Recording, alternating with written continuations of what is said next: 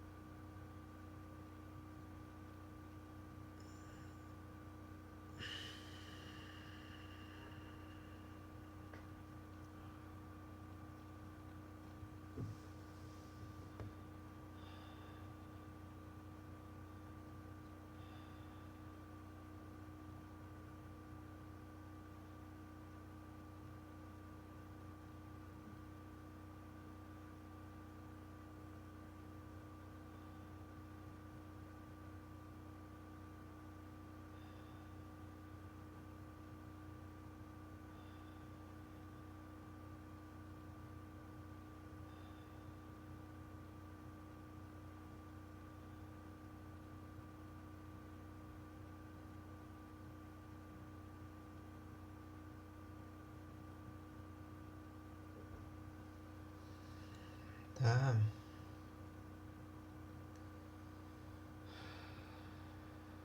I'm unable to speak. I'm getting charged, man. Getting in contact with nature. Feeling the power of Kundalini. Feeling peace.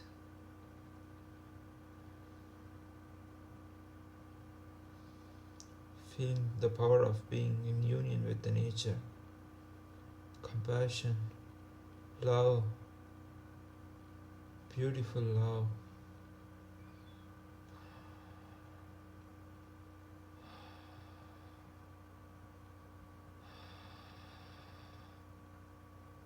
Oh, this is a great life. Allah, Shiva, Krishna, Rama, Jesus, Shamash.